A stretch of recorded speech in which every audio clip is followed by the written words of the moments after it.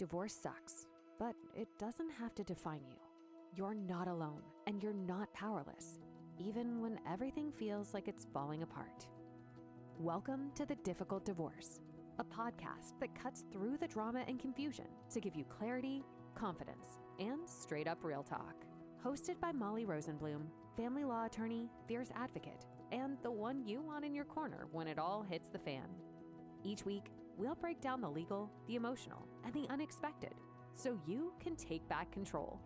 Because smart decisions start with straight answers. Hello and welcome back to The Difficult Divorce. I'm your host, Anthony, and I'm sitting here with our resident Nevada family law attorney, Molly Rosenblum. And today we're tackling a topic that feels like a punch to the gut for a lot of people. It's the separate property myth. So what's going on, Molly? Hey, Anthony, it's great to be back here at The Difficult Divorce. And yes, it is a total gut punch to people.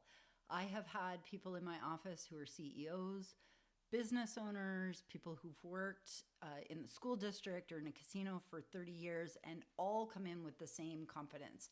They tell me, don't worry, my spouse's name isn't on my bank account, so they can't touch it. And I have to be the one to tell them that they might be wrong. That if the money was earned during marriage, that it may be considered community property. That sounds like a bit of a nightmare. So you're telling me that even if my name is the only one on the account, it might not necessarily be mine? That is exactly right. In Nevada, the name on the account or on the house or on the asset is just a label. The court does not care about the label. It cares about the source of the money. Okay, so explain that. What do you mean by source of the money? Nevada is a community property state. And so what that means is that from the moment you say I do to the moment your divorce decree is signed, your labor, your 9 to 5, your bonuses, your commissions belong to your community. And that means that half is yours and half is your spouse's. So if I'm working 60 hours a week and my spouse is at home, my paycheck is 50% theirs? That is exactly right, and that is the law. If you take that paycheck and put it into an account that only has your name on it, and you haven't made it separate property by just putting in an account in your name, you've just put community money into a private box. At the end of the divorce, the judge is going to open that box and split that money right down the middle. Okay, well, what if in that box I had $50,000 in there before I got married? So now we are getting into the commingling trap. If you had the $50,000 before the wedding, then that is your separate property.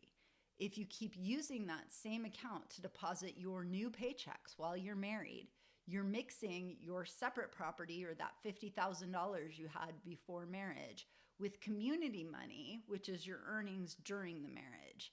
After 10 years of mixing that money, taking withdrawals, putting more money back in, the court can't tell which dollar was your property before and which dollar was your property after. And in Nevada, if you can't show the court by clear and convincing evidence which dollars are yours before marriage and which dollars were earned during marriage, and they're all mixed into one pot, thrown around, mixed together, time passes, then the court is just going to throw up its hands and call the whole thing community, and you are going to have to split up that money. That's terrifying for cash. But what about the big stuff? Most people have like a home. Let's say I bought my house in Henderson 5 years before I met my spouse. Surely that's safe. Well, it started out safe, but here is where most people lose half their equity without even realizing it. Did you pay that mortgage during the marriage? Well, of course, I don't want the bank to take my house.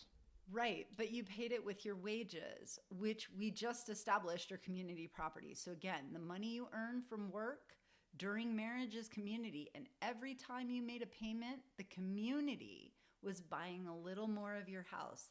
And in Nevada, we use a formula called Malmquist. Malmquist. That sounds like a brand of an expensive liquor or something. I wish it was. It's a mathematical formula. It calculates exactly how much of the home's appreciation and principal pay down belong to the marriage. Even if your spouse's name was never on the deed, they're entitled to a pro rata share of that value. I've seen people forced to sell their home that they owned before marriage because they had to pay their spouse part of the equity in the house in order to pay off that Malmquist share. Okay, so it's just getting even worse. Is there like a point of no return? Oh, for sure. And we call that the refinance trap. So let's say you own this house for 5 years before you got married. You got married and you decide you want to refinance your house, let's say 5 more years into the marriage. So now you've owned the house for 10 years total, 5 years before marriage, 5 years during marriage. And you say, hey, I want to get a better interest rate, or I need to take some equity out. So I am going to refinance my house. And we need to put my spouse's name on the house in order to get a better rate or in order to be able to take that equity out. What you've just done under Nevada law is gift your spouse half of your house. So even though you owned it 5 years before marriage, when you refinance and you put your spouse's name on the mortgage, now you've given them half of your house. So you went from owning 100% before the marriage and some during the marriage that's going to be split to 100% of it being split with just one signature. Okay, so I'm listening to this and it's, kind of making me a little sick because I've done all of this, right? Like I've commingled, I've refinanced the house. What should I do now? The first thing I can tell you is stop the bleeding. If you have a gift or an inheritance from a friend or a family member, do not put that into your joint account. Open a brand new account and leave it there. Second, before you go paper hunting, we need your mortgage and bank statements from the months before you got married. In a difficult divorce, your spouse's lawyer is going to try to claim everything's 50-50. Your only weapon is a clear paper trail that traces out your separate properties. So remember how we talked about that at the beginning. If you can prove by clear and convincing evidence that the down payment came from you before marriage, the house was purchased by you before marriage, or you opened that bank account with money you had before marriage and nothing ever went into it, you are showing the court clear and convincing evidence that that is your separate property and should not be split 50-50. Well, I mean, that's why we call it the difficult divorce. It's not just about who gets like the dog or the cat or something. It's about the 20 years of math that you didn't know you were doing before you went into it. Exactly. Don't assume you're protected just because of whose name is on the mail or whose name is on the bank account.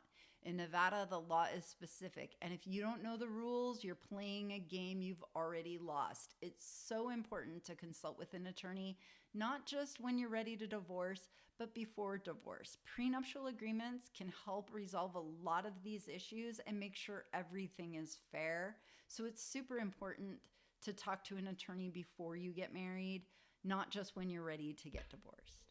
Well, if you're worried about your home or your savings, don't wait until the middle of a trial to find out you've gifted half your life's work away.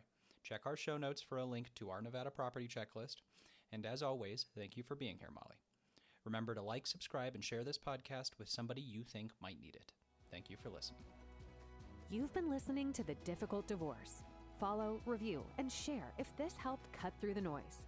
Find more tools and real talk on our website at rosenblumlawlv.com. And be sure to tune back in for the next episode. Because in divorce, what you don't know will cost you.